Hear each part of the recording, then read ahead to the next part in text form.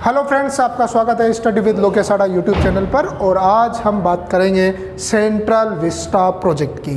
देखो, अगर हम यहाँ पर बात करें इस सेंट्रल विस्टा सेक्टर की तो ये क्या है, इसको समझना हमारे लिए ज़रूरी है। सेंट्रल विस्टा जो प्रोजेक्ट है, इस प्रोजेक्ट की भूमिका पर बात करेंगे और इसी से आते हुए हम नए संसद भवन तक पहुँचेंगे।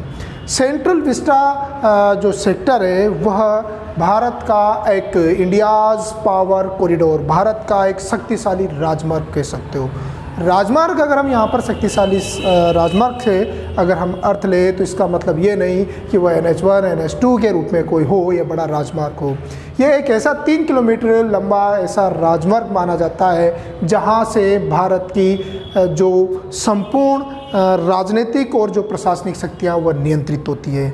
हाँ, हम बात कर रहे हैं राष्ट्रीय राजधानी क्षेत्र में स्थित इस इंडिया गेट से लेकर राष्ट्रपति भवन तक का जो सेक्टर है उसे हम सेंट्रल विस्टा सेक्टर के नाम से जानते हैं और इसी को हम भारत का इंडियाज़ पावर कॉरिडोर के संबोधित कर सकते हैं। यह कॉरिडोर क्या था, कब बना, इस पर इसकी भूमिका पर अगर हम जिक्र करें तो 1921 में जब दिल्ली भारत की राजधानी बन चुका था, उसी दौरान अंग्रेज़ों ने वायसराय के लिए एक भवन के निर्माण की बात की और इसी वायसराय के इस जो भवन है, इस भवन के आसपास अनेक प्रशासनिक इकाइयों का गठन किया गया। और उसके बाद जब आपके केंद्रीय परिषद का गठन होता है तो उसी वायसराय के नज़दीक आपके केंद्रीय परिषद का गठन कर दिया जाता है, जो अब आपकी संसद कार्यालय के रूप में या संसद भवन के रूप में जानी जाती है। यानी कि इंडिया गेट से लेकर वायसराय तक का जो तत्कालीन रूप था उसे सेंट्रल विस्टा सेक्टर के अंतर्गत माना जाता है। अब भारत की आज़ादी के बाद इस वायसराय भवन को हमने राष्ट्रपति भवन नाम दे दिया। अगर हम इस सेंट्रल विस्टा की अगर हम बात करें तो इसके जो स्थापत्यकार थे वह या डिज़ाइनर के संदर्भ में अगर हम बात करें तो उसमें दो व्यक्तियों का यहाँ पर नाम आता है, एडविन लुटियंस और उसी के साथ बेकर। ये दो व्यक्ति ऐसे थे जिन्होंने आपके इस पूरे के पूरे सेक्टर का एक मैप बनाया, एक डिज़ाइन तैयार किया। लेकिन अब इस सेक्टर में कुछ आमूल-चूल परिवर्तन की आवश्यकता है और इसी को देखते हुए वर्तमान भारत सरकार ने इस सेक्टर में कुछ रिकंस्ट्रक्शन करने के लिए एक प्रोजेक्ट डेवलप किया जिसे सेंट्रल विस्टा प्रोजेक्ट कहते हैं। वैसे ही सेंट्रल विस्टा प्रोजेक्ट की आधारशिला तो 2010 में रख दी गई थी, जब लोकसभा अध्यक्षा मीरा कुमार ने इसके संदर्भ में एक कमेटी का गठन किया था और इस कमेटी ने एक नई संसद भवन और उसी के साथ साथ इसके आसपास के जो कार्यालय थे उन कार्यालयों को डेवलप करने की बात कही। यहाँ पर इस सेंट्रल विस्टा प्रोजेक्ट के अंतर्गत अगर हम इंडिया गेट और राष्ट्रपति भवन को छोड़ दें तो उसके बाद पूरा का पूरा जो लगभग सेक्टर है उसको रिकंस्ट्रक्ट करने का प्रयास किया गया। इस प्रोजेक्ट के अंतर्गत एक नई संसद भवन का निर्माण किया जा रहा है और उसी के साथ साथ आपके उपराष्ट्रपति आवास, प्रधानमंत्री आवास, प्रधानमंत्री कार्यालय और जो आपके केंद्रीय प्रशासनिक जो इकाइयां हैं उसके A और B ब्लॉक है, उन जिन्हें भारत भवन और जो रक्षा भवन कहा जाता है उनको भी पुनः निर्मित करने की बात कही गई है।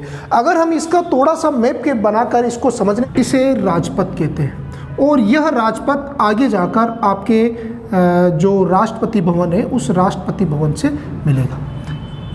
तो इंडिया गेट से लेकर जो राष्ट्रपति भवन तक का जो ये राजमार्ग होता है इसे आप राजपथ के संबोधित करते हो और इस राजपथ के आसपास अगर हम ऊपर के सेक्टर की बात करें तो यह आपका नॉर्थ ब्लॉक होता है और अगर इसमें इधर की बात करें तो यह साउथ ब्लॉक होता है। तो इस नॉर्थ और साउथ ब्लॉक पर आपके अनेक प्रशासनिक और राजनीतिक इकाइयों के कार्यालयों का गठन किया गया।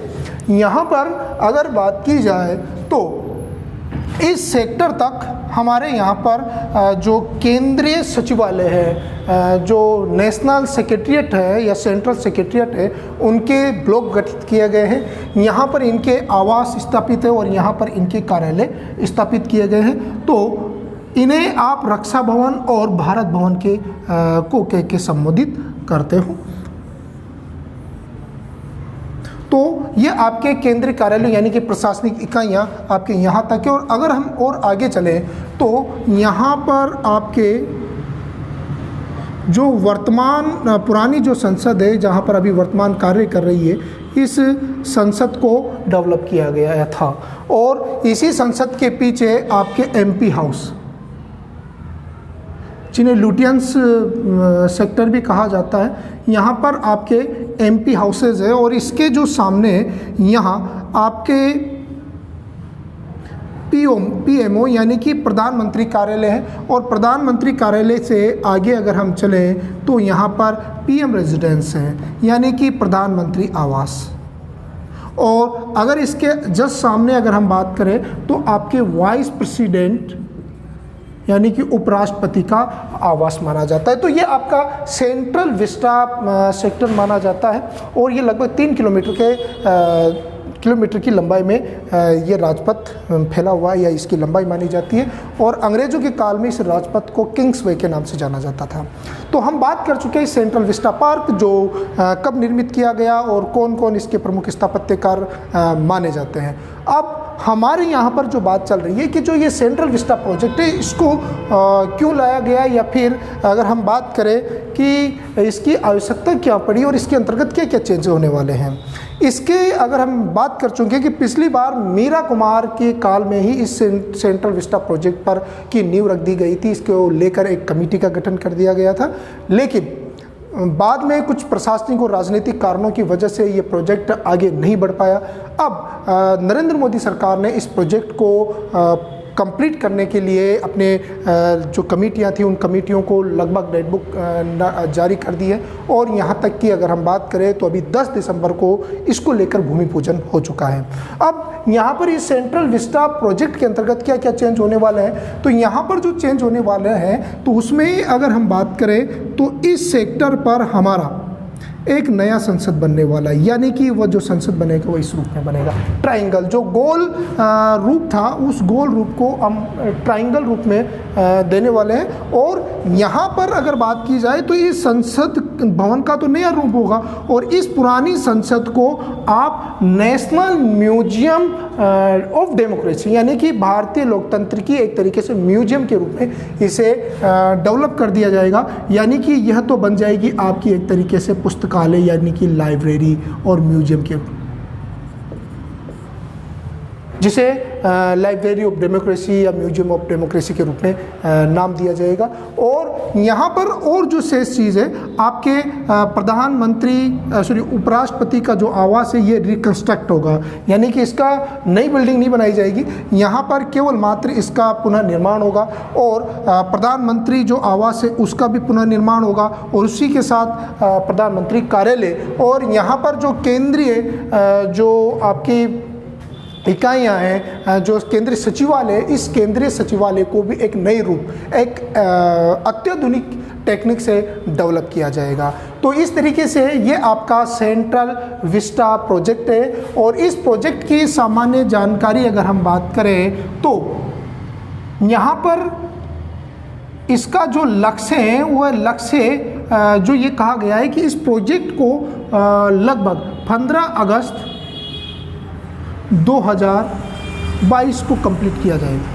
यानी कि 15 अगस्त आने वाले जो 75वें स्वतंत्रता दिवस है, उस 75वें स्वतंत्रता दिवस पर यह प्रोजेक्ट कंप्लीट होना चाहिए। यानी कि इसकी जो अवधि निर्धारित की गई है वो 21 मंथ की है कि 21 महीने में आपको ये तैयार करके देना है। लेकिन अभी हाल ही में अगर हम बात करें तो कोर्ट की जो ख्वानीकर AK ख्वानीकर जस्टिस खवानीकर हैं, उन्होंने अध्यक्षता की जो एक समिति है उसने यहाँ पर इसके कुछ कार्य निर्माण कार्य पर रोक लगा दी, लेकिन ये कहा कि आप भूमि पूजन तो कर सकते हो लेकिन यहाँ पर अभी निर्माण कार्य नहीं कर सकते। 14 दिसंबर के बाद आप हमारा जब डिसीजन आएगा तब आप इस पर काम करोगे।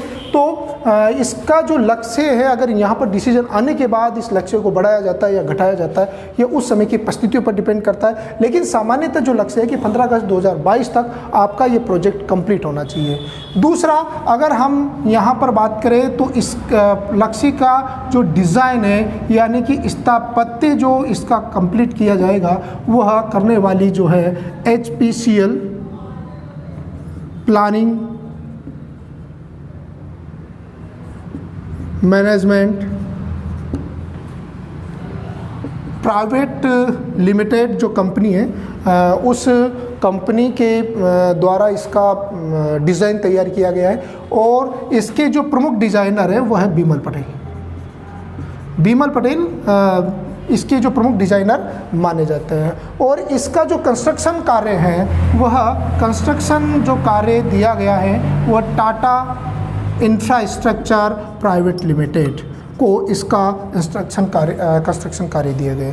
तो ये सामान्य जानकारी मानी जा सकती है आपके सेंट्रल विस्टा प्रोजेक्ट को लेकर, ये चीज़ें इसमें सम्मिलित होने वाली है। लेकिन इसकी जो महत्वपूर्ण चीज़ है कि इसमें आपकी जो यहाँ पर अगर बात की जाए तो इस प्राचीन जो संसद है जो आपके 64 योगिनी मंदिर के स्थापत्य पर बेस्ड हुआ करती थी, इस का जो प्रमुख निर्माता था वह लुटियंस को माना जाता है और जो लुटियंस था वह उसने इसका जब निर्माण किया तो इसका जो सीटिंग सेक्टर था जिसमें अगर हम बात करें तो यहाँ पर जो लोकसभा की सीटें हुआ करती थी, जो सीटिंग सेक्टर माना जाता है वह 545 माना जाता है, जबकि राज्यसभा पर अगर हम बात करें तो राज्यसभा की यहाँ पर सीटिंग 250 माना जाता है। संयुक्त अधिवेशन में स्थितियाँ ये हो जाती है कि जब दोनों सदनों का एक संयुक्त अधिवेशन बुलाया जाता है तो उस दौरान यहाँ पर सदस्यों को प्लास्टिक की कुर्सियों पर बैठने की स्थितियाँ हो जाती है। तो इसी को ध्यान में रखते हुए आपकी जो नई संसद बनाई गई उसका प्रारूप कुछ इस प्रकार का था कि वो एक ट्रायंगल शेप में, और इस ट्रायंगल में जो है यह 4 मंजिला, इसे 4 मंजिला रूप प्रदान किया गया। और ये जो 4 मंजिला रूप है इसके जो बेस है, बेस ग्राउंड है, वो वहाँ पर VIP सेक्टर और बड़े बड़े जो लोग हैं उनके लिए एक विशेष ऑफिसेज या एक विशेष रूम्स का डेवलपमेंट होता है। यहाँ पर यह जो पूरी की पूरी बिल्डिंग है इसके चारों ओर एक हर्बल सेक्टर डेवलप किया गया है, यानी कि एक तरीके से ग्रीन सेक्टर जिसे आप कह सकते हो। इस ग्रीन सेक्टर को यहाँ पर इसके चारों ओर डेवलप किया गया, यानी कि इसे इको फ्रेंडली बनाने का प्रयास किया गया है। उसी के साथ साथ इस जो संसद भवन है, इस संसद भवन में इस को एक पेपरलेस बनाने के प्रयास किया गया है, यानी कि कम से कम कागज़ों का प्रयोग हो। यहाँ के जो सिटिंग्स रूम है, जो सदस्यों की बैठने की व्यवस्था है, उसमें एक तरीके से इलेक्ट्रॉनिक मॉडिफाई करने का इसमें प्रयास किया गया है, ताकि अधिक से अधिक जो सदस्य हैं वह सदस्य कम से कम कागज़ों का प्रयोग कर सके, और उसी के साथ इसको इलेक्ट्रॉनिक इस तरीके से मॉडिफाइड किया जाएगा ताकि ऊर्जा की खपत जो है वो कम से कम 30% की जा सके। और इस हेतु कैसे की जाएगी, इसके लिए यहाँ पर जो सौर ऊर्जा है, सौर ऊर्जा का अधिक से अधिक प्रयोग करने का प्रयास किया गया है। यहाँ पर अगर हम बात करें तो इसके सेंटर पर एक स्तंभ का निर्माण किया गया है जो अशोक स्तंभ के रूप में डेवलप किया जा रहा है। यहाँ की अगर हम लोकसभा सदस्यों की जो संख्या इनके द्वारा अब निर्धारित जो की गई है वह बढ़ाकर यहाँ पर 888 यानी कि 888 सदस्यों की लोकसभा की सीटिंग जो सीटों की संख्या वो निर्धारित की गई है।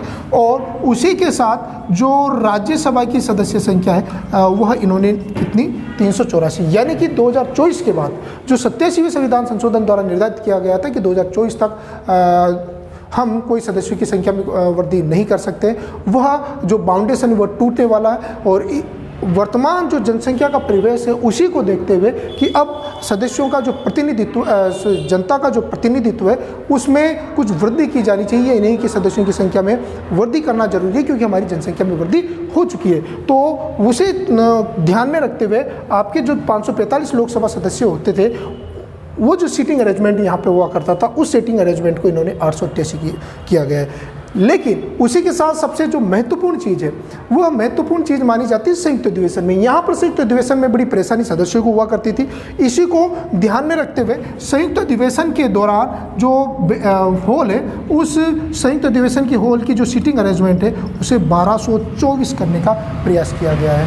तो यह आपके संसद के संदर्भ में बात मानी जाती है। पूरी तरीके से सिक्योर करने का प्रयास किया गया है इंटेलिजेंस के रेफरेंस में भी, और अलग अलग जो मॉडिफाई मॉडर्न टेक्नोलॉजी है उस टेक्नोलॉजी का यहाँ पर प्रयोग किया गया है। तो ये आपका सेंट्रल विस्टा प्रोजेक्ट है, जिसे अभी हाल ही में भारत सरकार द्वारा हरी झंडी दे दी गई और 10 दिसंबर को इसका भूमि पूजन भी हो चुका है। आगे का जब कोर्ट का डिसीजन आता है, उस कोर्ट के डिसीजन के आधार पर इसके निर्माण कार्य पर बात की जाएगी। अगर आपको ये वीडियो ठीक लगा हो तो आप इसे लाइक कीजिए या कमेंट कीजिए, ताकि हम इसमें और नए चेंज करके आपके सामने ला सकें। Thank you.